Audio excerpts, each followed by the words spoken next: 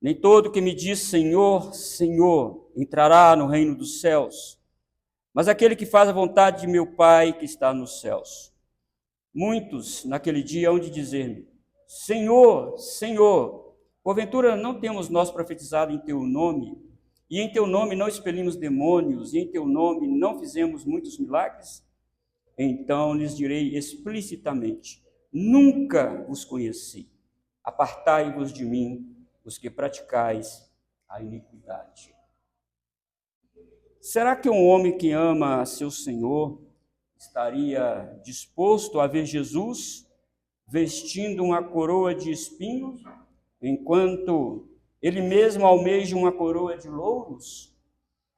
Haveria Jesus de ascender ao trono por meio da cruz, enquanto nós esperamos ser conduzidos para lá nos ombros das multidões e em meio a aplausos? Não seja tão fútil em sua imaginação. Avalie o preço. E se não estiver disposto a carregar a cruz de Cristo, volte à sua fazenda ou ao seu negócio e tire deles o máximo que puder. Mas permita-me sussurrar em seus ouvidos: que aproveita ao homem ganhar o mundo inteiro e perder a sua alma? Charles Haddon Spurgeon, na grande controvérsia do declínio que aconteceu em Londres, palavras dele, falando para aquela igreja que já estava enojado das pregações longas de Spurgeon. Estava reclamando que ele pregava há muito tempo, que ele pregava um evangelho muito duro, as pregações dele eram muito duras, e os presbíteros da igreja e muitos outros, olha, tem muita gente reclamando do senhor Spurgeon, que suas pregações são muito longas e também são muito duras. Foi nesse momento que ele escreveu isso. Spurgeon passou os 4 anos da sua vida em depressão. Ele foi para a França e não recuperou, ele morreu. E ele estava muito abalado ao ver o modernismo entrando dentro da igreja. Ele reuniu aqueles que faziam parte da União Batista daquela época, e ele disse: estou me desligando da União Batista, não faço parte mais desta união, porque vocês estão querendo um evangelho que afaga o ego, que produz uma coceira nos ouvidos, e Deus não me chamou para fazer isso. Deus me chamou para pregar o evangelho e pregar a palavra dele do jeito que ela é. A cruz de Cristo dói nos nossos ombros, a cruz de Cristo nos machuca, a cruz de Cristo nos confronta, e é esta cruz que eu prego. Então, doravante, dizia ele, estou me desligando da União Batista. Houve muito também controvérsia em relação se ele fez certo em fazer o que ele fez, se desligar da União Batista por causa que a igreja já estava se secularizando, estava se modernizando. Moderno aqui, irmão, não quer dizer que nós não vamos usar tecnologia. Spurgeon não estava falando isso. Spurgeon estava dizendo que o moderno é que o mundo já estava entrando dentro da igreja. Aquilo que John MacArthur escreveu no seu livro Evangelho segundo Paulo, ele diz que agora a verdade está sendo substituída por metodologia, como que se Deus ungisse metodologia, como se a igreja necessitasse de metodologia. É isso que Spurgeon estava dizendo para o modernismo. Então, nós vimos aí no sermão passado que devemos identificar o falso profeta pela mensagem que ele prega. Devemos também verificar a sua vida e a sua conduta. Sabemos, disse Jesus, que uma árvore é boa ou ruim pelos seus frutos. Da mesma maneira, Jesus disse que pelos frutos conhecemos quem são as pessoas que se dizem profetas de Deus. Hoje vamos olhar para nós mesmos, irmãos. Vamos olhar essa passagem para eles também, mas vamos olhar para nós mesmos. Se de fato, vamos verificar, fazer uma autoanálise na nossa vida, se de fato estamos dentro do Evangelho ou dentro do falso Evangelho, se nós estamos produzindo frutos de uma árvore boa ou se estamos produzindo frutos de uma árvore má. Por isso eu convido você para nós olharmos junto aí o versículo 21 e 22. A obediência é mais importante do que a fama pessoal. Certo apresentador de programa de televisão foi indagado sobre o porquê a televisão mostra somente tragédia, assaltos, mortes, acidentes.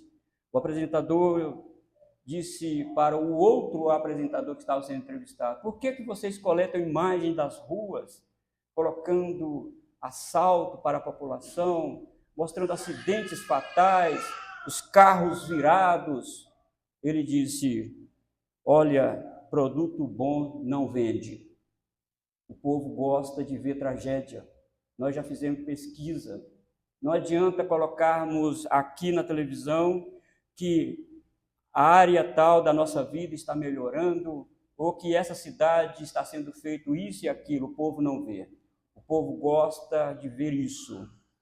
E se você olhar para o seu lado, quando depara-se com um acidente na rua ou na BR, o que acontece? Por que o trânsito fica lento? Porque as pessoas passam devagar para ver o que aconteceu. E tem pessoas que até param e vão lá. Diz esse apresentador: o povo gosta de coisas ruins. E parece, irmãos, que os falsos profetas encarnou bem isso. Os falsos profetas pregam falso evangelho, porque pregar a mensagem da cruz não é apetitosa.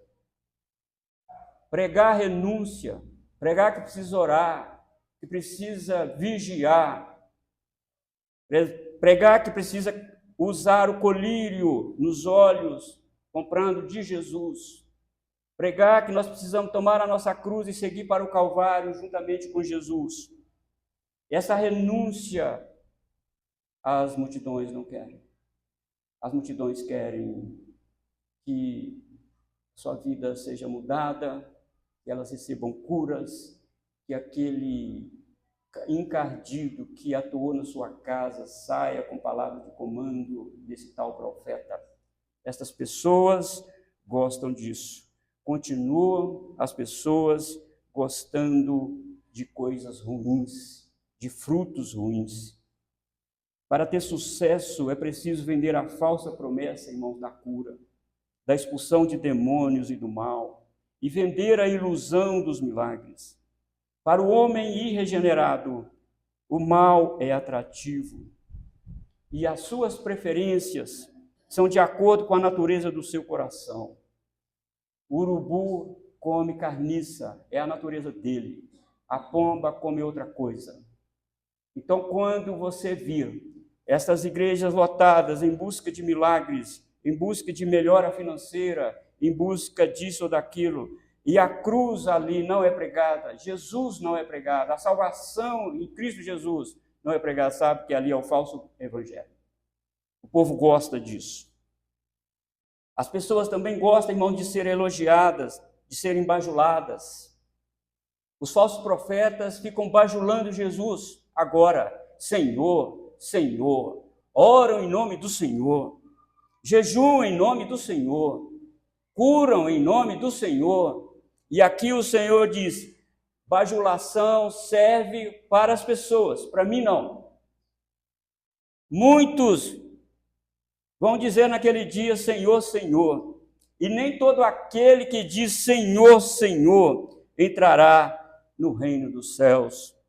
E usando aqui, irmãos, a versão de Lucas capítulo 6, versículo 46, sobre esse texto, Jesus disse: por que me chamais Senhor, Senhor, e não fazeis o que eu vos mando?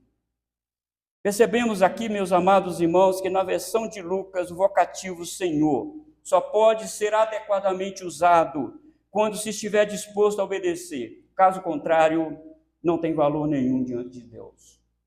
Esses bajuladores de Cristo pensam que o Senhor se renderá à sua bajulação. Em Mateus, usar o vocativo Senhor sem relacionamento com Ele não garante a entrada no reino do céu. Por isso, antes de pronunciar inadvertidamente o nome do Senhor, verifique se você está disposto a obedecê-lo. Verifique se de fato você tem relacionamento pessoal com Jesus. Jesus disse que ninguém entra no reino apenas por chamá-lo de Senhor. Então, meus irmãos, a entrada no reino, na glória celestial, são para aqueles que nasceram da água e do Espírito. Jesus disse para Nicodemos que ninguém pode entrar no reino de Deus se não nascer da água e do Espírito. Multidões nas igrejas chamam Jesus de Senhor. Contudo, como Cristo disse, as multidões entram pela porta larga. Porque essas multidões não são ovelhas de Jesus, mesmo chamando Jesus de Senhor. Paulo diz em Romanos capítulo 10, versículo 9, que a salvação não depende somente de confessar Jesus com a boca. Paulo disse, com tua boca confessares Jesus como Senhor, e em seu coração creres que Deus ressuscitou dos mortos, será salvo. Então não é só falar. Existe um relacionamento com Jesus. Existe uma fé salvadora ali dentro da pessoa. A boca precisa expressar exatamente aquilo que está no seu coração. Por isso, é perigoso acreditar que todos que fazem pública profissão de fé na igreja são salvos. Nem todos que fazem pública profissão de fé na igreja são salvos.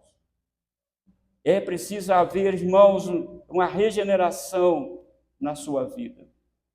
É incorreto acreditar que todos os pastores que foram ordenados pelo presbitério são salvos, só porque pregam, só porque têm bom arcabouço de teologia.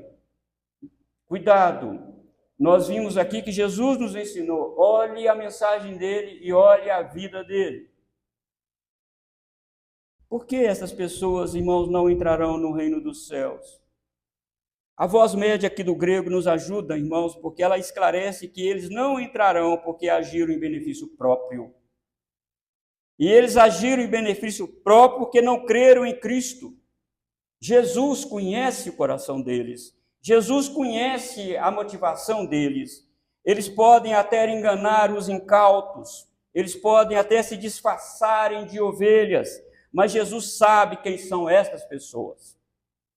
A sentença de Cristo é que elas não entrarão no desfrute e prazer eterno, porque elas já estão experimentando o desfrute e prazer transitório aqui.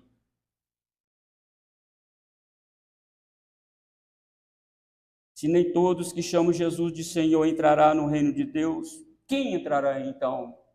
Aí Jesus coloca uma adversativa, mas aquele que faz a vontade de meu Pai que está nos céus. Mas, irmãos, essa adversativa coloca de lado, separa os salvos dos não salvos. Todos aí estão dizendo que são salvos, que vão para o céu. Todos estão chamando Jesus de Senhor. Usam a mesma Bíblia. Usa os templos religiosos. Mas à medida, queridos irmãos, que nos aproximamos dos portais eternos, nos aproximamos também da chamada final. Quem entrará definitivamente no céu? Haverá uma chamada final. Adentrarão os portais eternos aqueles que viveram a vida dentro do propósito de Deus. Em outras palavras, meus amados irmãos, são os que oraram ao Senhor para que o seu nome seja santo na sua vida.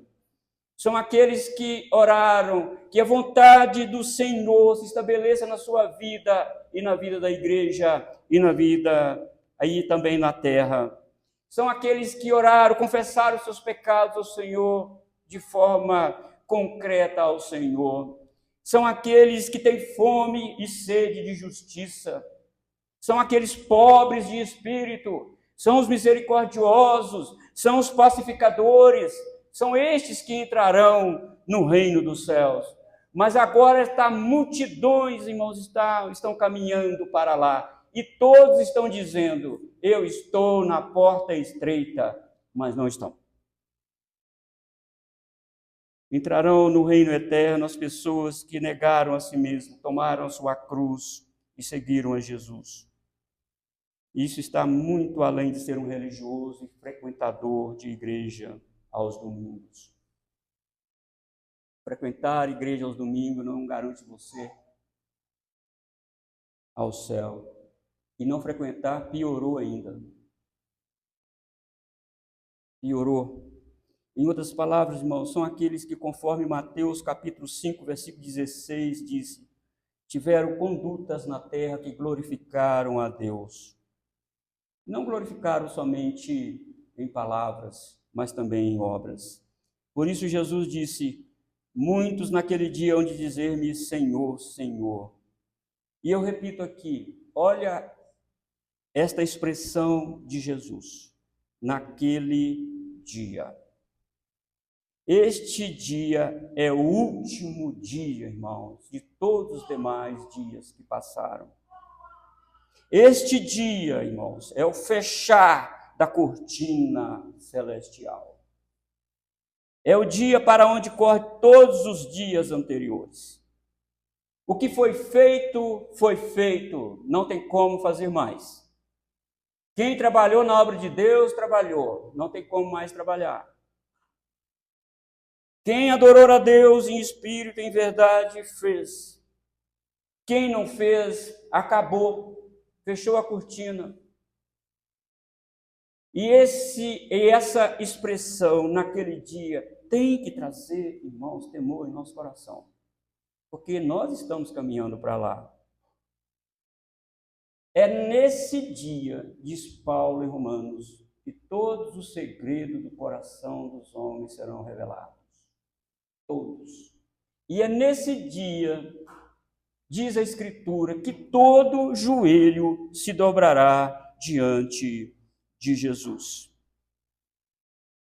Por isso, saber sobre Jesus não te dá o passaporte para entrar pelos portais eternos. Mas preciso conhecer Jesus. Preciso conhecer quem é Jesus. Saber, eu posso saber de qualquer coisa. Posso ter informação de qualquer jeito. Mas conhecer, irmãos, é muito diferente porque envolve relacionamento, envolve a aproximação de Jesus. A multidão que acompanhava Jesus aplaudia os seus milagres, sabia sobre Jesus, mas quem conhecia Jesus de fato eram os discípulos.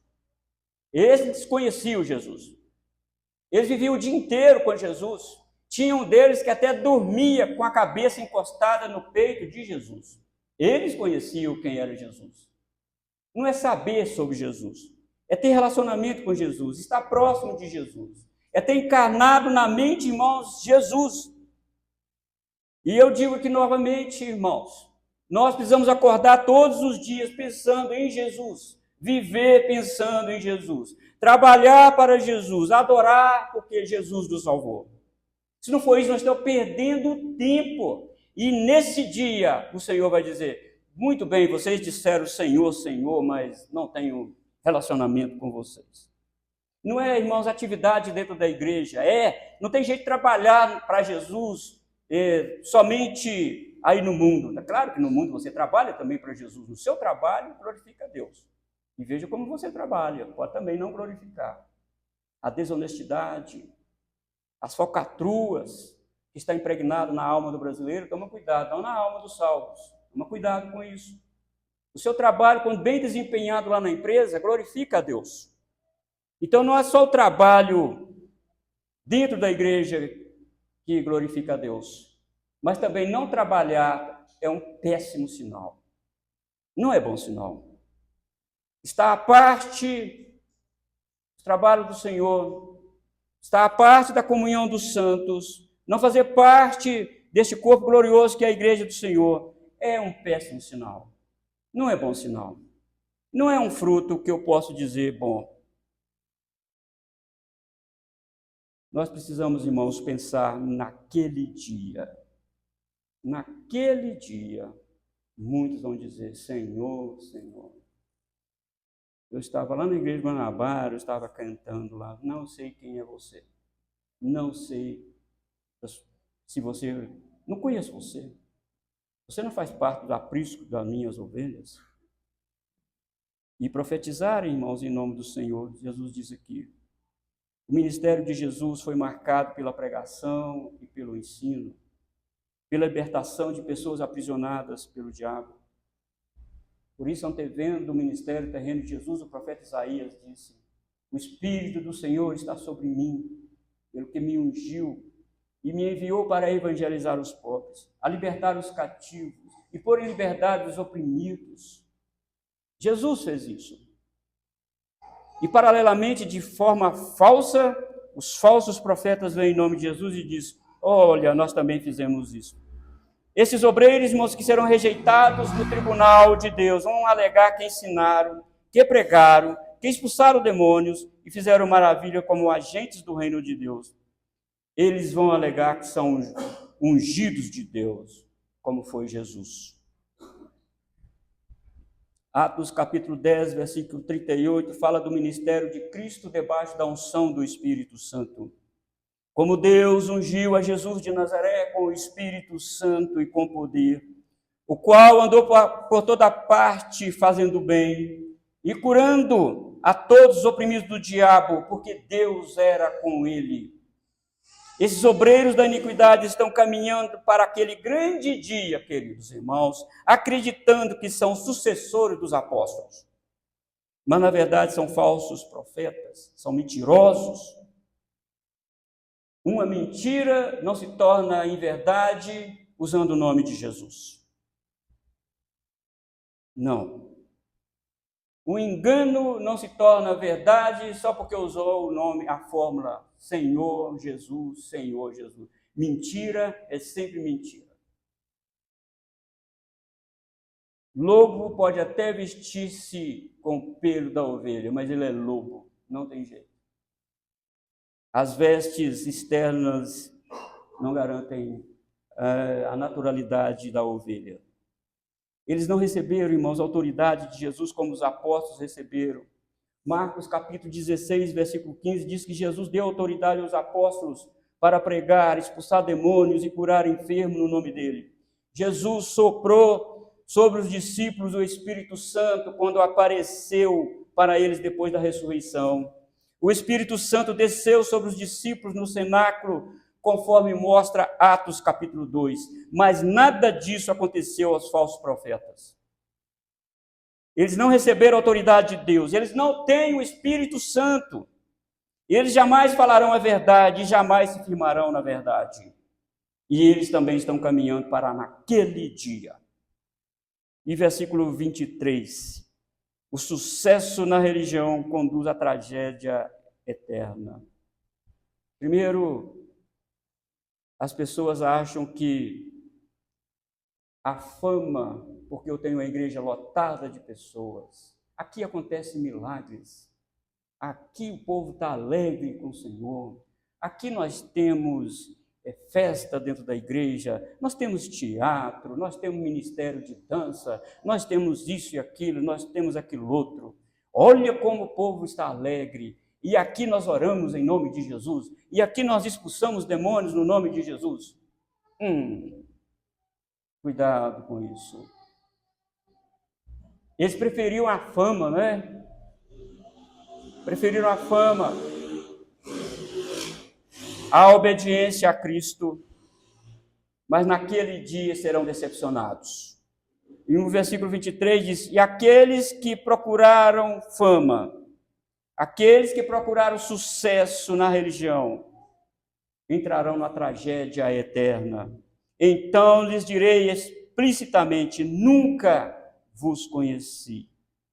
Cristo, irmãos, vai declarar os fatos como eles são, dar como certo e definitivo o destino de cada um, como nós lemos aqui na liturgia. A expressão nunca vos conheci indica que o Senhor nunca os teve como um dos deles, desde o julgamento final, desde o início até o julgamento final. Eles nunca foram ovelhas do aprisco do Senhor, eles nunca foram os escolhidos do Senhor, nunca pertenceram à igreja do Senhor, eles não eram da família do Senhor. Não é que eles se perderam ao longo do caminho, não é isso, eles nunca foram. Jesus diz: nunca conheci vocês. Nunca. Precisamos pensar, precisamos ponderar a nossa vida, como está a nossa vida diante do Senhor. Precisamos pensar nessas coisas. E o verbo aqui, irmãos, não nos permite ter uma conclusão de que eles se perderam no caminho, se apostataram, eles eram de Deus e acabou, não. Nunca os conheci. Apartai-vos de mim os que praticais a iniquidade. E na versão de Mateus 25, vão embora, vocês estão expulsos da minha presença. Não quero ver vocês na minha frente. Apartar é ir para longe, sair de perto. E este verbo aqui, irmãos, está no imperativo, é uma ordem irrevogável. Como Jesus também dá a ordem para que as ovelhas fiquem ao seu lado direito, também é uma ordem irrevogável. E essa ordem: saiam da minha presença, malditos para o fogo eterno. Essa palavra pesada que eles receberão, malditos para o fogo eterno. Praticar, irmãos, a iniquidade é alguém que trabalha de forma ilegal usando o nome de uma autoridade. É alguém que faz negócios ilícitos com o nome de Deus para benefício próprio. Iniquidade no grego é anomia, ou seja, não lei ou contra a lei, que é a violação da lei. No caso aqui dos falsos profetas, eles violaram a mensagem do rei. Jesus não mandou pregar isso. Jesus não mandou pregar prosperidade financeira. Jesus não mandou pregar isso. Que isso vai dar tudo certo na sua vida, tudo que está quebrado vai ser restaurado, não vai faltar nada. Isso é mentira. Jesus não mandou pregar isso. Violadores da mensagem do rei. Paulo usa este vocábulo de forma diferente, falando de embaixador. Ele diz: nós somos embaixadores de Cristo, como se Cristo falasse por nosso intermédio. Embaixador, naquela época do rei, ele tinha uma carta na mão, ele tinha que ler aquela carta do jeito que ela era e falar para o povo. Ler do jeito que estava ali. O embaixador não podia adulterar nenhuma letra e nenhuma vírgula naquela carta. Ele tinha que falar exatamente o que o rei mandou falar. Ah, mas esses aí adulteraram a mensagem do rei. Eles não são embaixadores de Cristo. O embaixador não pode modificar a mensagem para propósito nenhum, muito menos para fins pessoais, muito menos para ter sucesso financeiro. Não. Esses obreiros da iniquidade usaram uma cópia falsa do Evangelho, uma cópia falsa da mensagem do Rei Jesus. Agora parece verdade, parece real. Olha como eles pregam, olha como eles oram. Para muitas pessoas eles são verdadeiros porque mostram o texto bíblico, está escrito aqui nesse texto, mas eles isolam o texto do seu contexto maior e falam mentiras. São muito convincentes, para dizer a verdade. Convincentes para os regenerados, porque Jesus diz: as minhas ovelhas jamais ouvirão os estranhos. Jamais. Se essas pessoas estão ouvindo eles, dando guarida a eles, é porque não são ovelhas. Porque se forem ovelhas, Jesus vai tirar de lá. Não vai ficar lá. E eu quero, irmãos, falar aqui duas verdades que esse texto nos mostra que devemos pensar aqui. Este texto nos revela de forma cristalina duas verdades aqui. Primeira, céu e inferno são lugares reais. Quase metade das parábolas de Jesus falou sobre o inferno. Jesus falou muito mais nas suas pregações e ensinos sobre o inferno do que sobre o céu. Então, céu e inferno são realidades. Não há como fugir dessa verdade. Negar a existência do inferno não coloca como não existencial. Crendo ou não, negando ou não, o inferno é um lugar para aqueles que estiverem fora de Cristo. O inferno será para aqueles que preferiram a fama ao invés da obediência a Cristo. Outros sim, as pessoas não têm ideia de como é exatamente o inferno. Estava vendo hoje, essa semana, na verdade, uma entrevista de um cantor famoso aí, que deixa a vida me levar, a vida leva eu. Ele estava dando uma entrevista, a entrevista mais antiga, e ele estava dizendo que eu não quero, palavras dele, eu estou parafraseando o que ele falou, eu não quero ir para o céu. O céu não vai ser legal para mim. O céu não é legal porque eu com a harpinha na mão e com a asinha batendo. Não, eu prefiro o inferno. O inferno parece que é mais agitado. O inferno é melhor. Eu sou casado, ele disse, mas é muito bom ver as mulheres lá no inferno e tal. É muito bom ver as mulheres. Lá no céu eu não vou poder ver.